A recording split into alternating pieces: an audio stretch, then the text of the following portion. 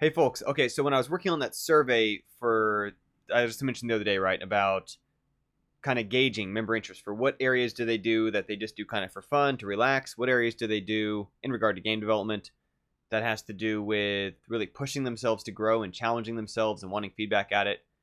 And one of the things that I've realized in trying to kind of rank those, there's kind of an obvious ranking there of intensity, is that identifying with something is actually at a higher tier of intensity than a professional interest in something. And this can seem counterintuitive because quite often, again, we get wrapped up in this question of when we ask someone, what do you do? Well, often we're thinking about what do they do professionally. And certainly it can seem like a measure of someone really means it if they're doing it for their job as opposed to are you doing it for fun? But there's actually a deeper version of that that takes it much further than that of it's part of who I am. Of my identity is wrapped up in I'm a musician. I'm a poet. I'm a programmer. I'm a skateboarder. Whatever the thing is. And it's counterintuitive again because it can seem like, well, hold on, no, I mean that's just someone who's got like a intense hobby as opposed to someone who does it at professional competitive level. But the thing of it is, in the case of someone who does it as a career, if the market changes, if the opportunities change what can pay and how well it can pay, industries rise and fall, opportunities to get paid doing certain things. I said skateboarding. There was a time when X Games didn't exist. Certainly has fallen apart from the status it had in the 90s. But if somebody's identity is, I'm a skater, I'm a skateboarder, that's what I do, then it won't matter whether or not it winds up being their profession. It's going to be wrapped up in what they're going to still be doing 10 years later. While somebody else who figured out that maybe they can't do it competitively enough to do it professionally, will have quit doing it, moved on to do something else with their time.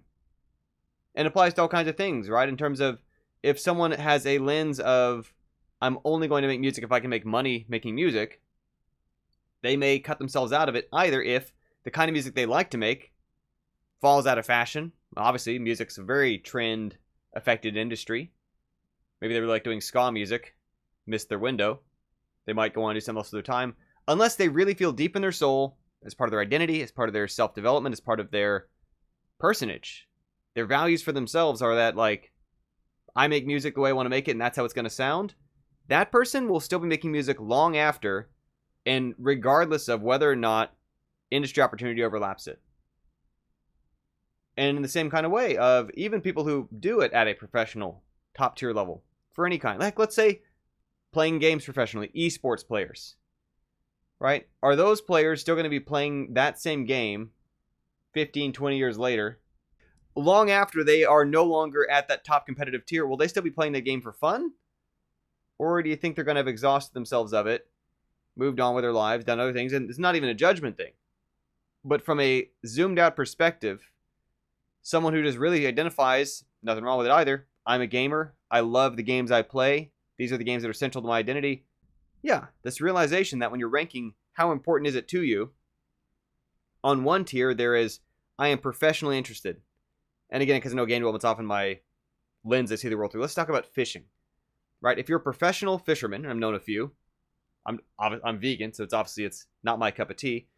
But if they fish professionally, and then suddenly the style, the format, the kind of fish that they know how to catch, the kind of boats that they are equipped for, the region of the world that they have the connections to pull that off in, if that stops making sense, they might, stop fishing, might be done with it. Somebody else, I've known other people who every single year they do family trips together. Fishing is a part of their identity. Fishing is a part of their family culture. Fishing, they feel like it's part of who they are. Those people will still be fishing. Even if they can't make it commercially viable, they will find some way to subsidize it if they have to. They'll find a way to make it work. And so, for so many fields, I guess part of where I'm kind of trying to push towards this importance of exploring what we want to do and the way we want to do it. Like I mentioned today, sometimes we want to do it because it's an outlet that gives us contrast to what we're expected to do in the day job or professionally, or that the world demands of us at a competitive level. Other times, it's not just that it's a relief from those things. It might be that it's even more important to us than those things.